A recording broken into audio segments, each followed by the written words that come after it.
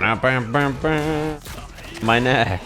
Yes, the closed beta. It's the same characters as last time, by the way. Also, not any new characters. These are the details if you haven't seen it already. It's December 16th through December 19th. If you got in last time, you're in. If you're not in last time, you need to sign up again, try to get in, and see if you can participate in this test. They are doing a lottery, and you have to submit your application by December 11th. And on the official website, there's some news about this, and then all of the changes that they've made. First of all, they added an option to reduce the input delay in the graphics menu. Turning this option on will shorten the gap between your inputs and the action happening on screen. Especially useful if your monitor is capable of displaying at 120 Hertz. It's a mode for higher refresh rate, which is pretty cool, I have to say. I know a lot of people who play on high refresh rate monitors, like myself, and a lot of people who have setups built for this kind of stuff always want these kinds of features in game. And for the people out there that were, you know, perusing the game outside of beta hours, if you get the gist of what I'm putting out there, found that this was like already doable in the game. So it's probably something they planned on putting in there anyway. Love to see that. It's pretty great. The next one, online battles. So this is the changes they made to the online stuff for rollback, right? And they say adjusted how input delay works when the connection status causes frequent changes to the delay, represented by the D value at the top of the screen, which we all assumed that was the delay. We weren't sure, but like, you know, it seems pretty likely, right? So that it will no longer decrease in a round where there has been an increase. So I don't know why they will not just set the delay. I don't know why they have built a rollback system and then decided, fuck it. The reason we all want rollback is because on rollback, instead of the match changing your input delay and making your timing for your punishes, your combos, your movement, everything you want to do different, there are visual discrepancies, the teleporting you see and stuff, right, that happen. Those kinds of things are much easier to hide in the game through the animations, through the things that are happening, than your actual entire input changing. If you're at like 90 ping with someone and then it goes from 90 to like 105 to back down to 85 to 90, instead of the game going from 0 to 1 to 0 to 1 to 0 to 1 and your timing changing over and over between rounds, they're just going to stick you on 1 and say, okay, the game hit 1 frame of delay, and we're not going below this now, right? We're just going to stick to this. You know, it would never change if you just locked it. And especially, yeah, exactly what I was going to say. What happens if your ping is like 80 with someone? It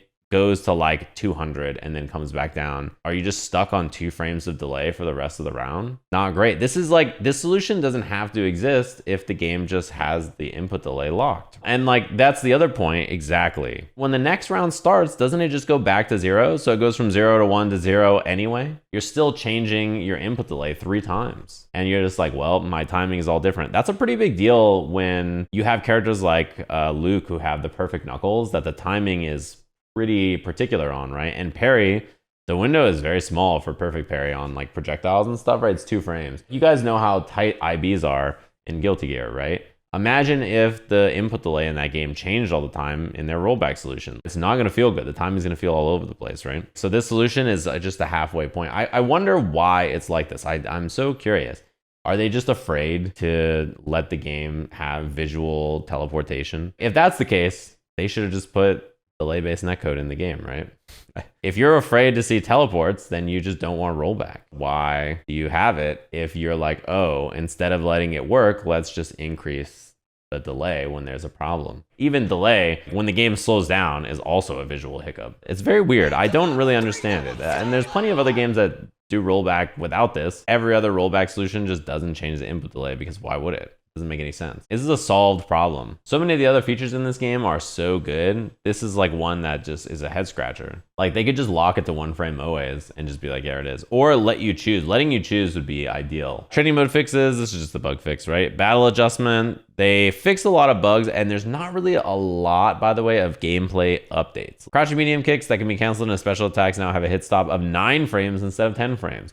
They are making it so that it's harder to hit confirm single hit, mediums in particular.